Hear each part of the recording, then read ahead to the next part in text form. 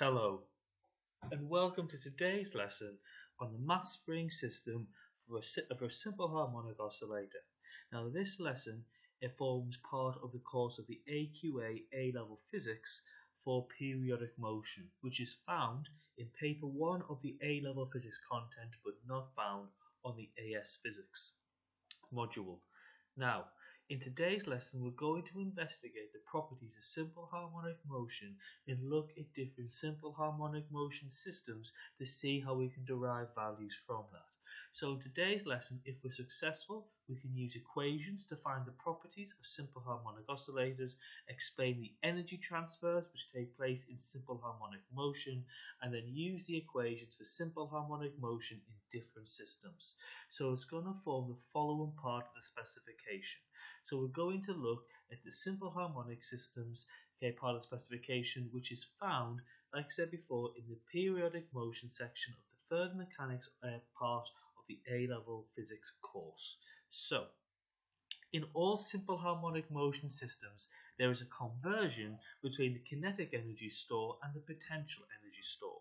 Now, all undamped oscillators are considered closed or isolated systems, a system where energy does not enter or does not leave that particular system. So we can basically say that the total energy of a simple harmonic motion system remains constant throughout. So the total energy is equal to the kinetic energy plus the potential energy. However, it is better to state that the kinetic energy store of the oscillator plus the potential energy store of the oscillator equals the total energy of the system. Now, we can also call this total energy of the system the mechanical energy of the simple harmonic oscillator. Now, as we said before, in all simple harmonic motion systems, there's a conversion between the kinetic energy store and the potential energy store of the system.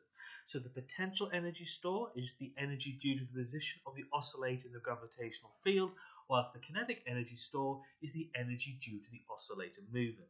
So if we consider a pendulum displaced by x, so let's say, for example, A is the amplitude, the maximum possible displacement from equilibrium. Well, when the displacement is at A, when it's at the amplitude, at this point, the pendulum's at the highest point in this particular system, so the object has a maximum gravitational potential energy store at that particular point. But once we are in the equilibrium position of this simple harmonic oscillator, at that particular equilibrium position, as I've talked about before, the object is moving at its fastest, so it has its maximum kinetic energy store. Now, in this motion of a pendulum in one cycle, the restoring force does work on the object, allowing the energy to change store. So once again, that resultant force, which allows energy to change between stores, is the restoring force, always trying to get that pendulum to equilibrium. And if we remember, the reason why the pendulum does not stay at equilibrium is because it has inertia as it's moving, so it will always go past that equilibrium position, even though there'll be no force acting on it at that equilibrium position. Now, when it then gets displaced to the negative amplitude, we then have the maximum gravitational potential energy store again, before going back to the equilibrium position, become the maximum kinetic energy store, before returning back to the starting point again. So let's just summarize what we know on energy stores with this following diagram. So we know that at the amplitude, that the energy store of the oscillator has a maximum gravitational potential but a minimum kinetic energy, whilst at equilibrium, the energy store of the oscillator has a minimum gravitational potential but a maximum kinetic. But as it's a closed system, the total energy remains constant throughout the cycle. So the addition of the gravitational potential and the kinetic is going to equal the same value, regardless if it's at the amplitude or if it's at equilibrium position. Now, therefore, we know that total energy will equal the kinetic energy store plus the potential energy store. So we can show this idea with this graph of energy against displacement, because as a closed system, the total energy of the oscillator remains constant, so the mechanical energy is constant throughout the cycle. Now, in reality, that's not actually the case. So that is an actual assumption, because in reality, energy will be dissipated to the internal energy stores of the surroundings as the oscillator goes through its cycle. So we can see it as it goes through here. So as you can see, your pendulum going backwards and forwards, oscillating backwards and forwards, It's going from potential to kinetic, kinetic to potential, potential to kinetic again and again and again. Now this process, which actually would transfer energy from the oscillation system, that mechanical energy, to the internal energy store of the surroundings, is called damping. So we're assuming in this case that our oscillator is undamped. There is no force causing energy to change store from mechanical energy to the internal energy store of the surroundings. So as we said before, it's unlikely that the oscillator will ever have zero kinetic energy or zero gravitational potential energy. It will only have a minimum, because there will always be some motion of the object and there will always be some height above the gravitational field. So as a result, you can see that's a minimum, not a zero. Now we can also look at this concept with another simple harmonic oscillator, the mass on a spring. So if we consider a mass spring system and it's displaced, so we know A is the amplitude, the maximum possible displacement from equilibrium. Now a mass on a spring will follow the same laws of physics as the pendulum. It will follow simple harmonic motion. So here, as the mass spring has stopped moving because at its maximum displacement, the kinetic energy is at a minimum. But here, there are actually two types of potential energy store. There is the elastic potential energy store, and there's a gravitational potential energy store. Now, quite complicated is the fact that the elastic potential energy at this point is at a maximum because the spring is the most stretched it will be, but the gravitational potential energy is going to be at a minimum because the actual spring's at its lowest possible point. When it then gets to equilibrium, well, now the spring is moving at its fastest, so the kinetic energy store is a maximum. However, the elastic potential energy store is a minimum because it's no longer stretched, and then the gravitational potential energy store is still present because it's higher up than what it was previously. When it gets to this point and our negative amplitude, we know that once again the kinetic energy store is at a minimum because it stopped moving. The gravitational potential energy store is at a maximum because it's highest, and the elastic potential energy is at a maximum because it's most stretched. And then back to the equilibrium position, and we know that the kinetic energy is back to being a maximum, the elastic potential energy store is at a minimum because it's not stretched, and the gravitational potential energy is still present as it's some way up before it then returns back to the original position at part A. So similarly before, at the top there is maximum elastic potential and gravitational potential energy store but minimum kinetic. In the middle, the maximum kinetic energy, and there's a minimum elastic potential energy, but there's still some gravitational potential energy, whilst at the lowest point the oscillator will have a minimum kinetic energy store, a minimum gravitational potential energy store, but a maximum elastic potential energy store. But when we combine those potential energy stores into one overarching potential energy store, we see it plots out the same graph as the pendulum. So we know for our energy displacement graph that basically it's consistent for one cycle of a simple harmonic oscillator. We're assuming that no energy is being lost to the internal energy store of the surroundings, so we're assuming there's no damping forces acting on this oscillating system.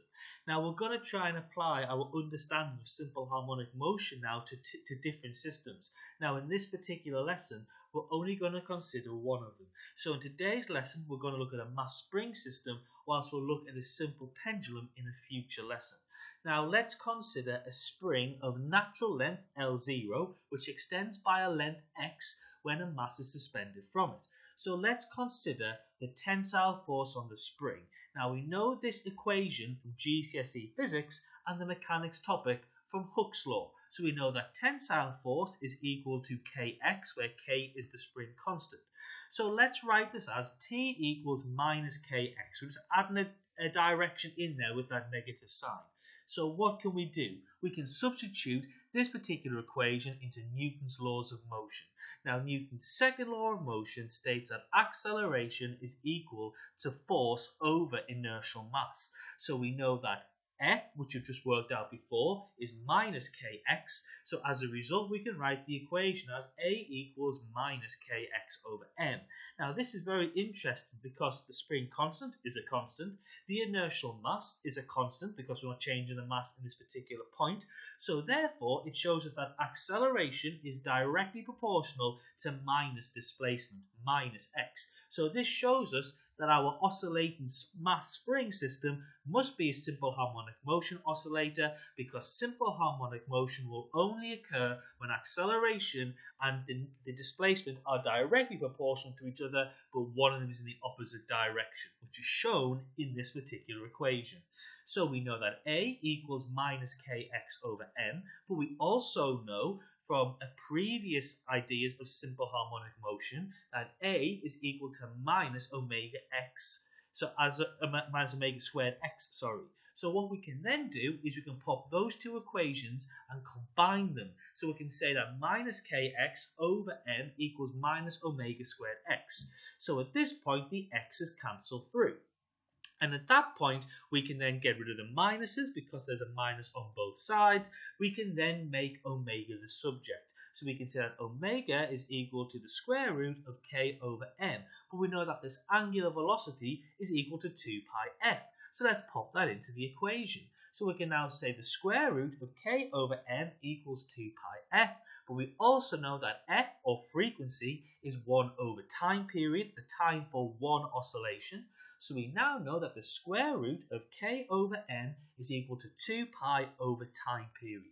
Now we can rearrange this because we can now say that t is equal to 2 pi times by the square root of m over k. And this is a very important equation. This gives us the equation to work out the time period for one oscillation. It tells you how long it takes for a mass spring to complete one whole cycle, one whole oscillation. Now this equation is given to you in your equation book, but you've got to be able to understand what it's actually showing you. So that's a very, very important idea. This allows you to work out the spring constant of a spring, which is a second way of calculating this value from experimentation.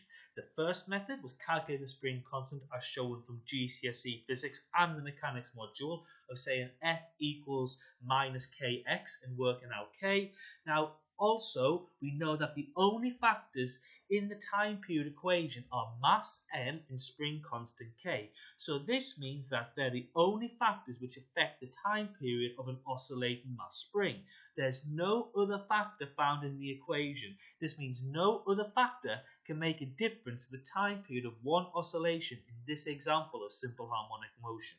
So that's a very, very important idea. Now you will have to be able to rearrange this equation in your examination. It's very common for you to be asked to work out the mass of the mass spring system or the spring constant of the mass spring system from that particular equation.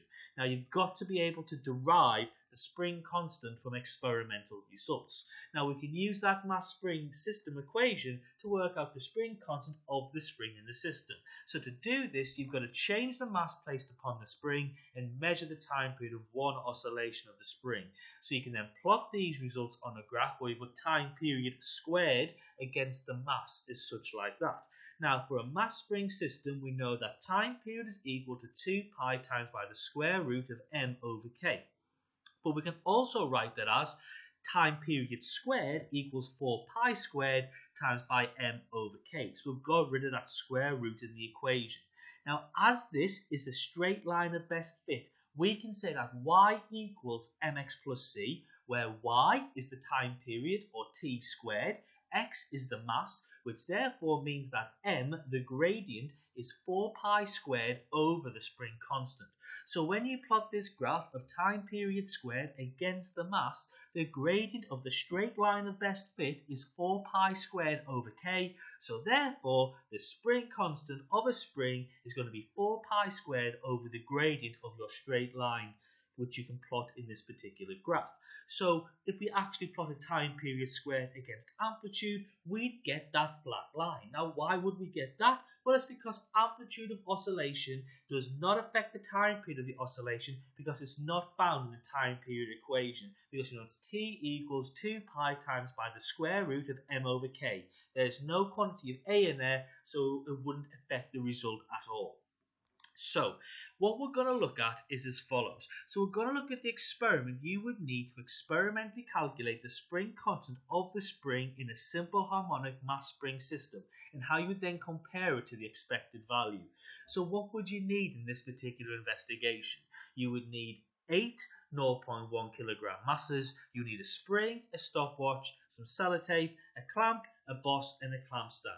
So what would we do? Well, we'd secure the spring on a clamp stand with sellotape. We then place a 0.1 kilogram mass on the bottom of the spring and secure it with the sellotape. We then push the spring freely to oscillate and time the oscillations of a chosen number, work out the time period for one oscillation, repeat this experiment for different values of masses that you've chosen, and then as a result you can plot your graph as we talked about previously. So what would you need to work this out? So you would need sellotape, a fiducial marker, a metal spring, a stopwatch. You'd also need a clamp, boss, and clamp stands. You need a counterweight and masses of different masses. So you retrieve a spring constant. Now in my example here, the spring constant is 27 newtons per meter.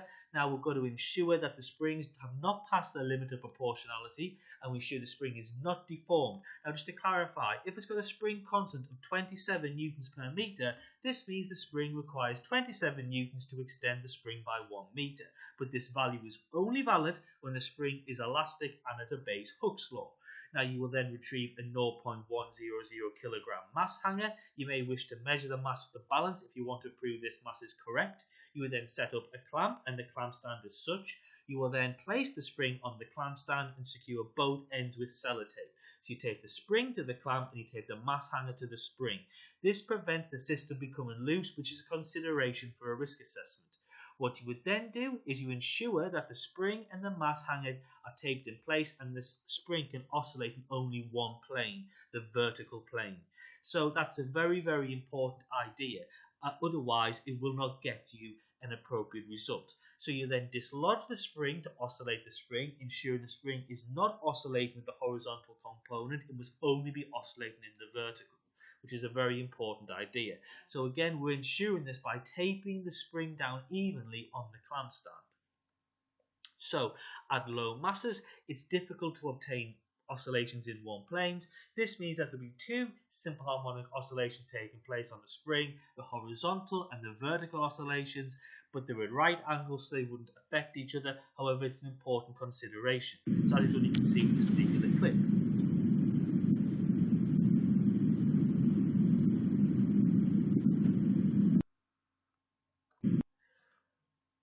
At high masses though, if you have set up the oscillator correctly, you should achieve oscillations in one plane easily. So as observed here.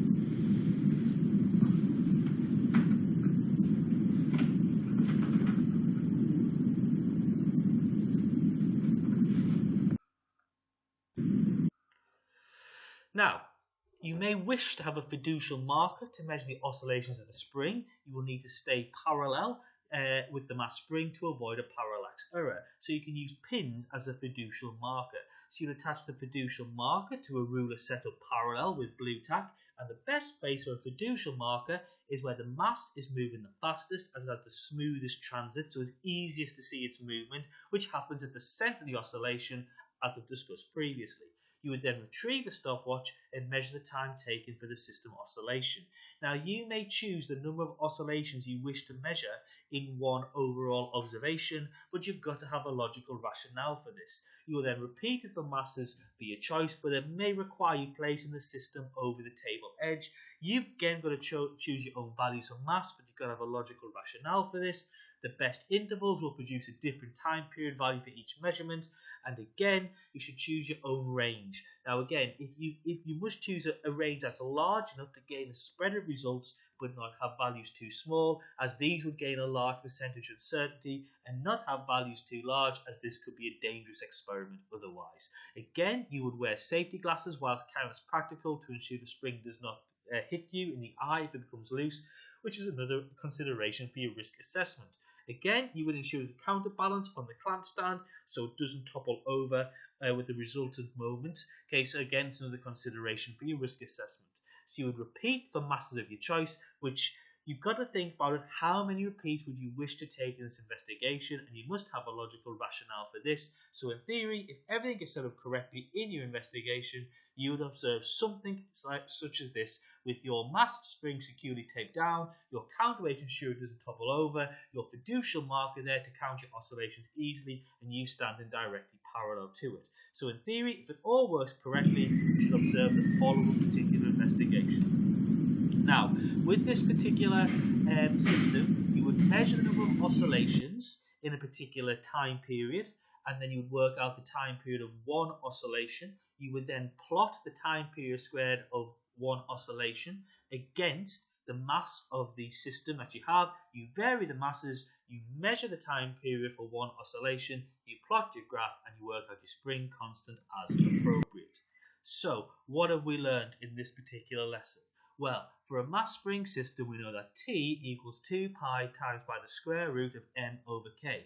The variation of EK, EP, and the total energy of both displacement and time. And then we'll look at this in the next lesson, but you should be using a small angle approximation in the derivation of the time period for examples of approximate SHM.